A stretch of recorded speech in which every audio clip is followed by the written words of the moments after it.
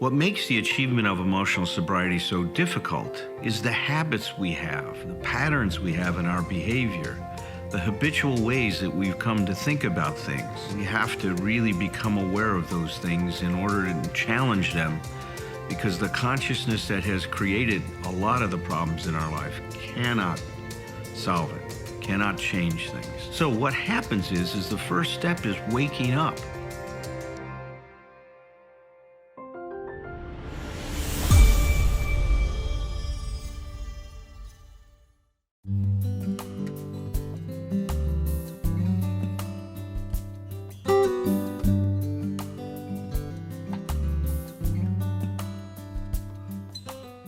I'm Herb.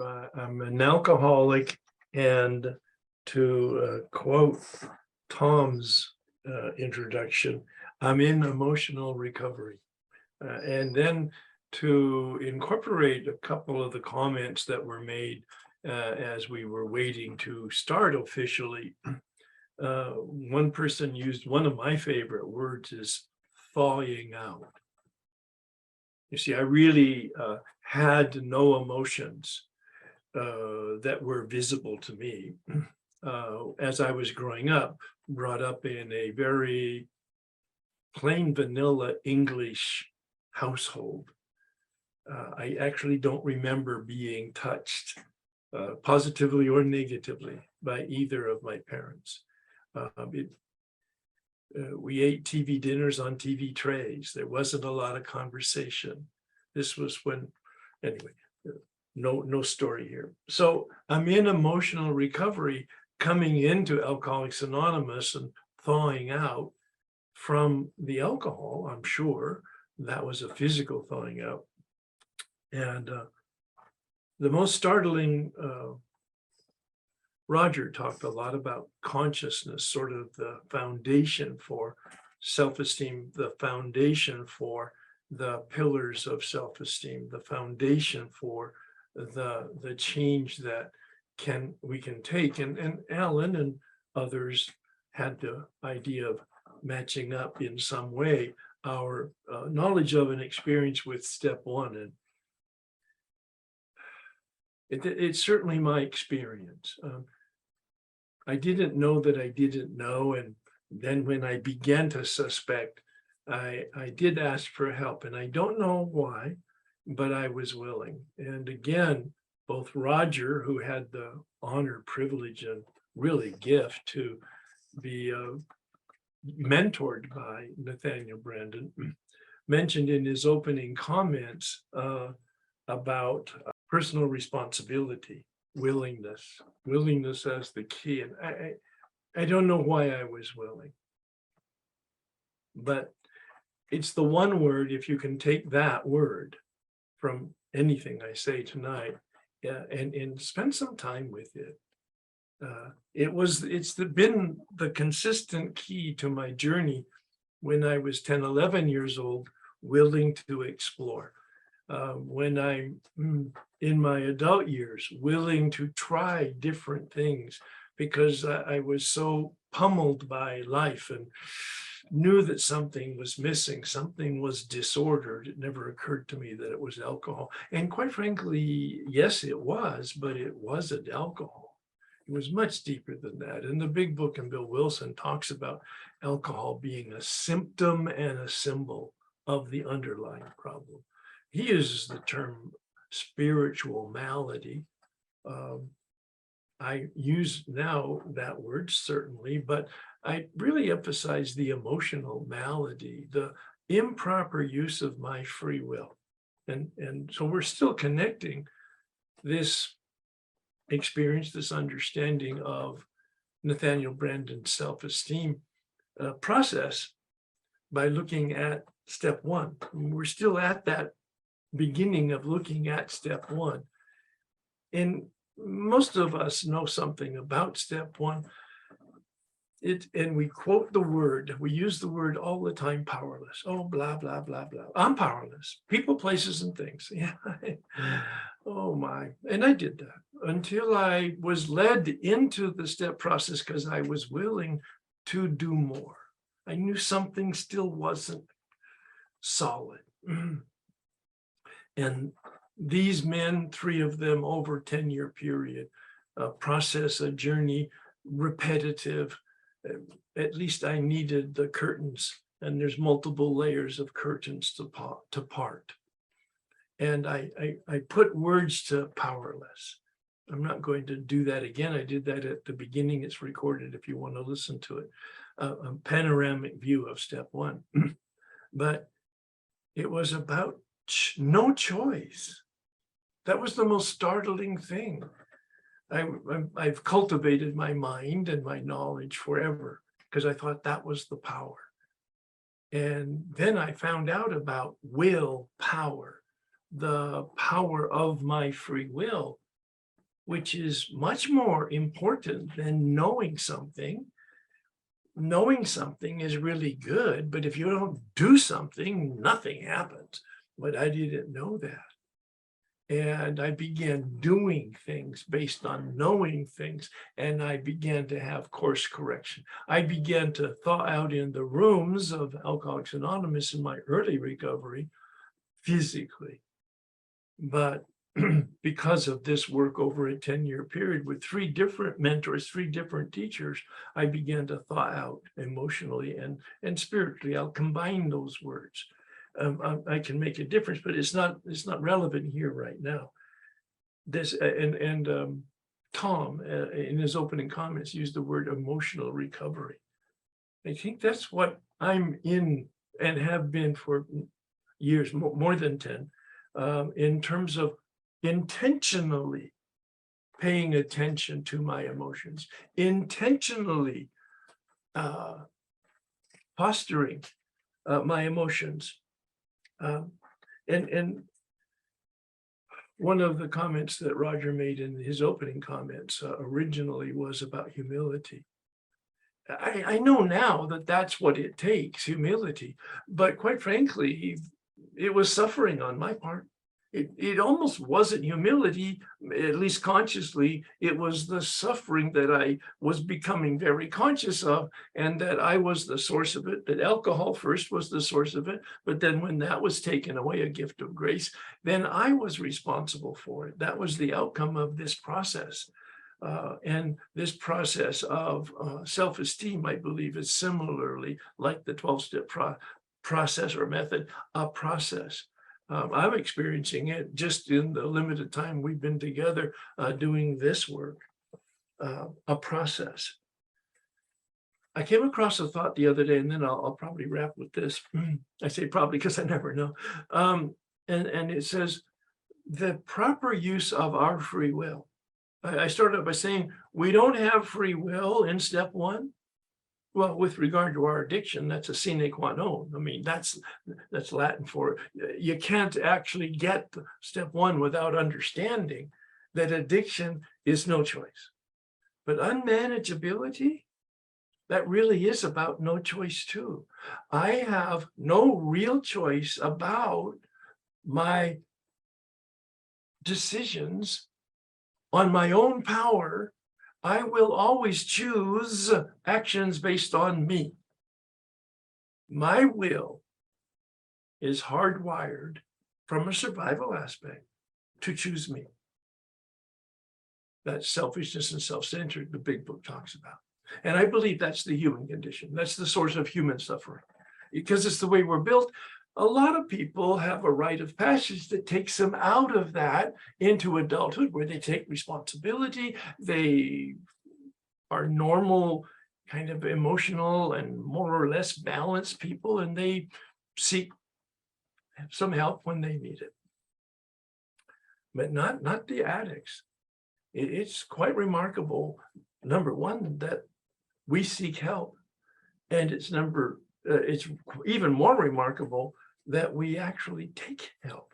Those are the two things. And the statement that I heard the other day really helped me in the sense of approaching that conundrum, that almost paradox. I have free will, but in step 1, it's not free. It's not free in addiction. It's not free in unmanageability. Well, where the hell is it free?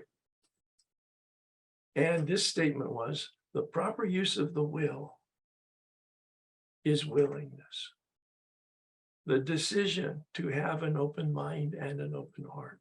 Now, so in some ways it begs the question, but I'm not going there right now. The proper use of my free will is willingness.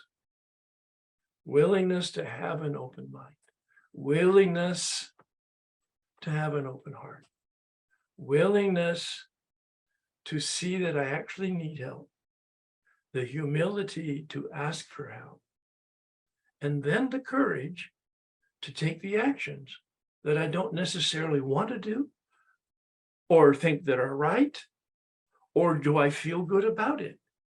But I take the actions because I'm willing to follow direction almost on blind faith. I'm willing to follow direction on blind faith. I don't know it.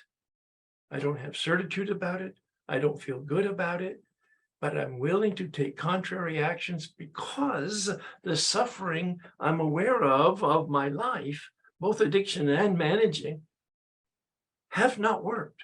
They have not brought me to the promised land by my expectations, by my understanding. And by the way, my discovery in this process, because I've been at it for a while, is that the promised land that I thought about was a complete understatement of where I have been delivered to. That's a phrase from Bill Wilson. He was delivered to. I love that because it just says that the power that I'm reaching out for, that I believe exists and that will help me and can help me, and that I can engage in, will deliver me to a place that I don't even know exists. That's the whole point of my willingness to have an open mind and an open heart. I have been delivered to a place that I didn't know existed. And it's way beyond any textbook information I ever had about human development and personal happiness. I'm going to stop there. I don't know if I'm emceeing this, or Tom, are you emceeing this? And yeah, I'm going to bring in Roger and good, yeah, and Tom, and you guys can have at it for a bit, and then let me know when. As they say in the Native American circle, I pass the talking stick. Well, Tom, I defer to you. What thoughts do you have, man? Well, the first thought I had was when Herb said that he said I'll say this last, but of course I have no idea whether it will be last or not. I identify completely, and I'm always I think about what my wife tells me. Dee Dee says that she points out to me that when I'm talking, I say two things. And then I just start talking. Right. It's like, it's like she says, I used to try to count if there were two things in there, but she says there's not. It's like, but I always think I'm going to say two things, apparently. I don't think I've ever said just two things in my entire fucking life. It's so I get that part. I'm powerless over that. Willingness is the antidote to powerless.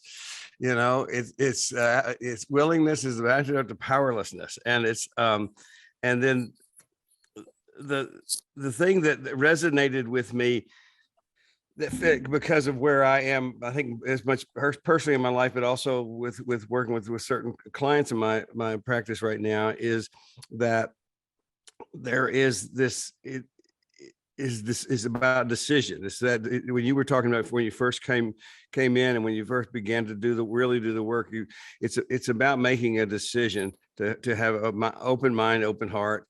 It's just it's a decision to take action is the thing that I know more now today than I even knew a year ago or 2 years ago. And when I put the Nathaniel Branden stuff in with it, when I think about Nathaniel Branden stuff in terms of, I've been thinking about that in terms of the steps, is with the first step, what Nathaniel Branden is saying to me is, here's what you're not powerless over. Here's the things that you have some control about. Here's the things that you make not only the control, you have responsibility for, and And one of the things that I love reading the Stoics. I'm into Stoicism these days, and one of the things I say, the Stoics have the briefest serenity prayer I know, and that is, you only control yourself. That's it. And I have realized in the last year or so that my personal understanding of that and my emphasis about that with other people has almost always been about, or at least lands on, my personal right and responsibility to be conscious of how I respond interpersonally with the world. But the other piece, the piece that emotional sobriety is bringing home to me, is the idea that no, there's a second part of that, and that is, I am not powerless over choosing how I will interpret what happens to me in the world. That's the intrapersonal part of this, and that's where, in my experience, that's where everything changes. And one of the things that makes that change for me is the understanding that nothing will change without my not just practice, but dedicated practice. Yeah. My willingness to retrain, take what we're talking about and retrain my mind, to retrain my brain. And with what we understand about plasticity of the brain nowadays, it's like it's even more relevant. And the idea, I have a client right now that he's determined that I play the guitar. So he's an amazing musician, and so now I have an electric guitar and an amp in my office that sits there that everybody seems to comment on, and I actually made it make a sound today. But I've been using that as the perfect metaphor for this, because I'm telling people, it's like, I don't know whether I'm going to learn anything about the guitar, but I do know this. I know that the only way that it happens is if I decide I want to do that. And then and the decision alone doesn't do a damn thing, but if I actually train myself to do it and actually practice, and that's I'll wrap with that, is in saying that, because to me, that's kind of what the Nathaniel Branden stuff is bringing me back to, is okay, let's really focus on what we're not powerless over. And that's to go to Alan's work. It's like to say, that's how we create the best in us. So, amen. Tom, I want to really acknowledge that. Thank you very much for your share. Your riff was perfect. But the phrase, I'd never heard it put this way.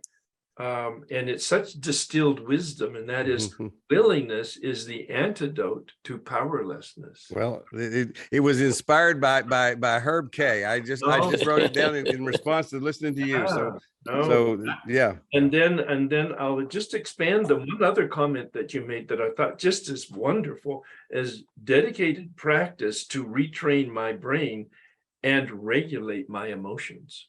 Yeah. Yes. Yeah. Because that's the package. That's it. That's what we're talking about. Yeah.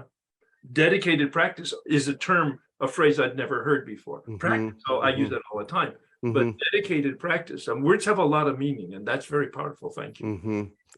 Thanks. Wow. I like to make a joke with my son sometimes that, Nick, when I'm bragging about my humility, I do realize sometimes if I'm at all more humble than somebody else, it's because I may have more to be humble about. Okay. And right now I feel I have more to be humble about after following you two guys tonight. Seriously though, Herb, something about when you said it, that the proper, and I won't quote you exactly, but the proper use of the will is willingness. I just heard it in a way that I've never heard it before. And as well as what the two points that Herb went to that you talked about. So thank you You too, very much. I got a lot out of Yeah. what you guys shared tonight. So what does step one have to do with the self-esteem? And again, the kind of template we're using for self-esteem are Nathaniel Branden's 6 pillars, he called them. And then the 7th pillar, near the end of his book, The 6 Pillars of Self-Esteem, has to do with our willingness to put those 6 pillars into practice, right? That's what willingness is about. Hey, So pardon me for interrupting you, but even Brandon didn't know when he was going to finish. there you go. He's just- There you go. He has a whole book that, and then he has another one just at the end. It's perfect. Well, you know, when I used to hear him talk, he would start every talk, Tom, with, you know, there are 2 pillars of self-esteem I want to talk about. I'm kidding. No, but that's good. That's good. Even he does not know when to finish, and I like that. So I have a few thoughts to add to what you guys have shared about the connection between step 1 and self-esteem. To harken back to what Alan spoke about a couple of weeks ago, he took the 6 pillars and he talked about, or if you think in terms of 7 pillars, he talked about 3 of them as being particularly relevant to step 1 from his perspective. And I see it pretty much the same way. Living consciously, the applications and relevance to step 1 are very obvious, I think. Am I willing to try to look at problems, look at issues, look at feelings I really don't want to look at? And am I willing to try to face painful realities and so on? Am I able to live as consciously as I can at a particular moment in time? The second one he saw as being most relevant was the notion of acceptance, which again, I think is spot on. That acceptance is more of an acknowledgement. It's a deep experience of truth. It's a deep experience of our feelings, of our thoughts, and a reflecting and a meditating on those truths. Branden used the word absorbing. Accepting is not just acknowledging, it's sitting with, it's reflecting on, it's absorbing those truths, absorbing those feelings that we're experiencing. Then the third aspect is willingness. Branden was using it to talk about, as I just said, the willingness to put into practice, to do the work necessary. He talks about laziness as a major obstacle to that. And then he also talks about avoiding discomfort, avoiding pain as the other major obstacle to willingness, and how we need to find ways to surrender those 2, those 2 experiences, laziness and avoiding discomfort, or overcome them, or however you want to think about it, in order, as both you, Herb, and Tom said tonight, in order to put these ideas into practice, in order to take action. Now that can involve doing a lot of the incomplete sentences that Branden has many of in his book to bring more awareness to our own issues and our own feelings. Or it can involve literally taking action in the world, asserting myself in a situation I feel fearful of expressing myself in, knowing when to keep my mouth shut. When humility would ask me to keep my mouth shut, and my ego, with a capital E, is urging me onward, right? It can involve the actions that we take or don't take. In addition to those 7 pillars, we've talked about a couple of additional ideas. Humility-based self-esteem is one of those ideas. And then the importance of how we function in a relationship, to me, is another. That, to me, those need to have the status of pillars in my thinking, because how I function in my relationships, how I give and receive love, how I make connection or avoid connection, how I am of value to others or not, all of those things figure hugely in how I feel about myself in my life. If I treat other people poorly, if I feel like I harm others, that's very damaging to my self-esteem. So I would put a larger focus on relationship than Branden does, as well as on humility. Now, to me, a lot of the things we talk about in emotional sobriety and in self-esteem are confusing.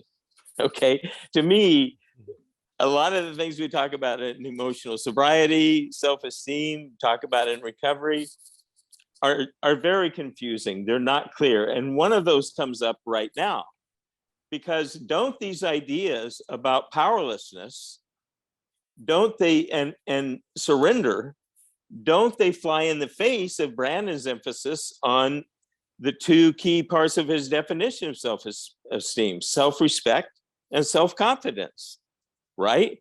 On the surface, at least, they seem to be in conflict with each other. And I've struggled with trying to reconcile that a lot over the years. Again, he said self-esteem is the integration of self-respect, which includes our sense of self-worth.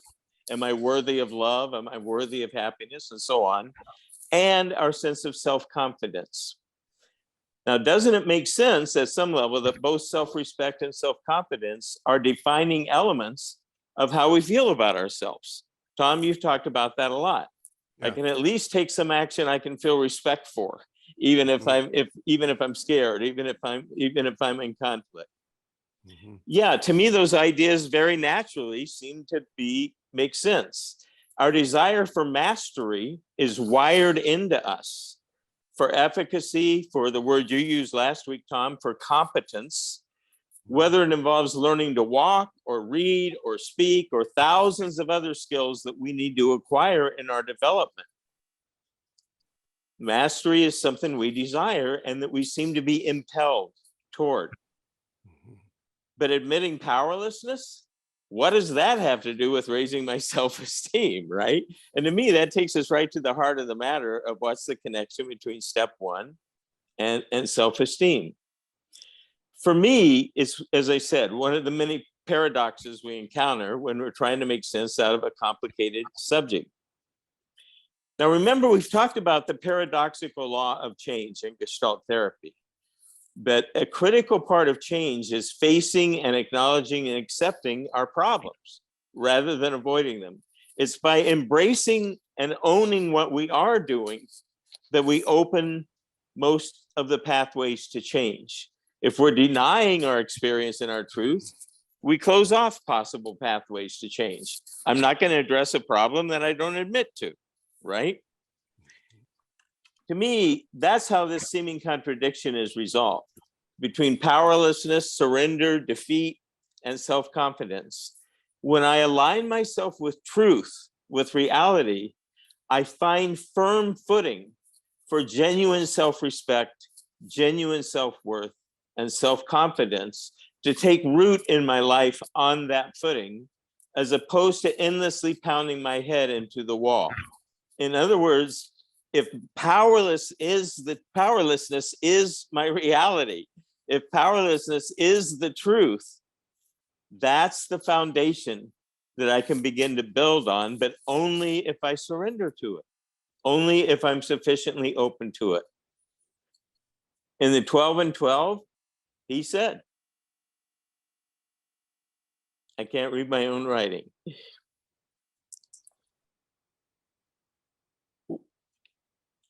We pursue only through utter defeat are we able to take our first steps toward liberation and strength. Our admissions of personal powerlessness finally turn out to be the firm bedrock upon which happy and purposeful lives may be built, right? So that's the bedrock. That's the solid ground. As Herb has talked about, the idea of humility is rooted in words related to the earth, is rooted in words related to having our feet on the ground, not just our head in the clouds. All right? So how do we find the awareness and willingness that are needed? The willingness to surrender, to admit to powerlessness, as Herb talked about earlier tonight, that normally involves suffering. It normally involves a deep experience of suffering that then gives rise to a willingness to be humility, to let go of my ego and to try to demonstrate openness rather than defiance.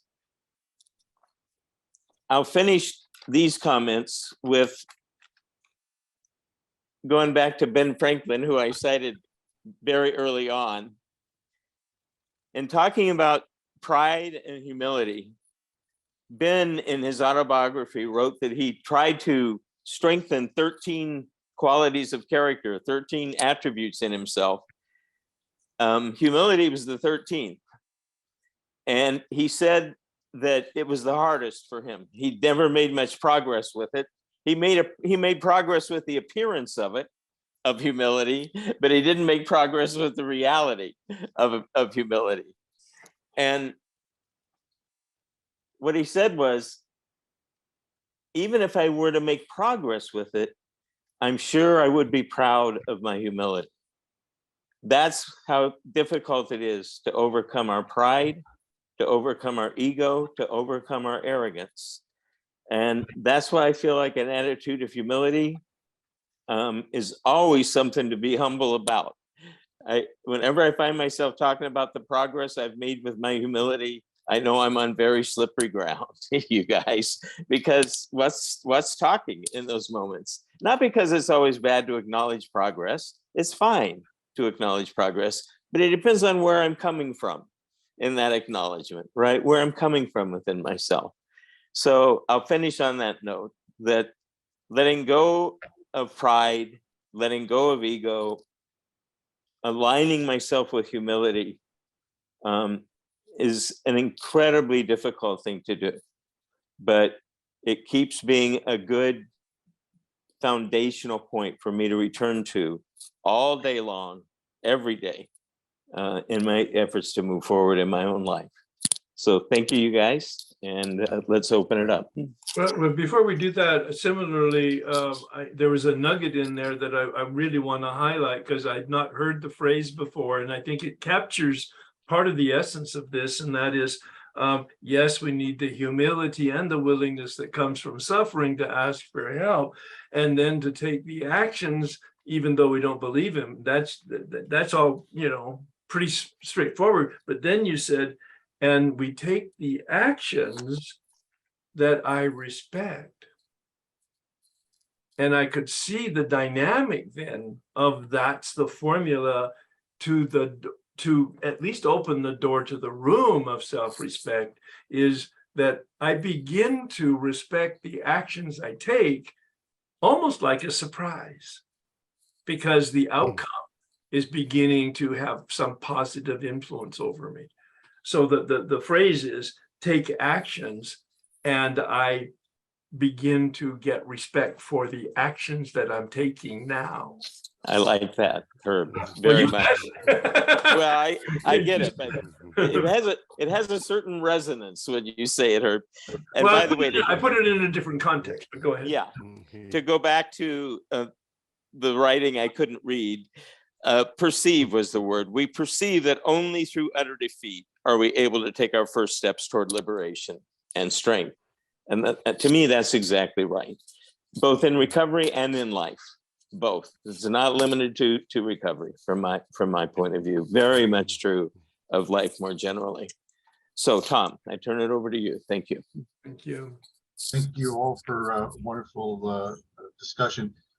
What you just said, and you mentioned it again earlier, which resonated for me, made me think of step 1 in the 12 and 12, the last next to last paragraph. It says, why all this insistence that every AA must hit bottom first?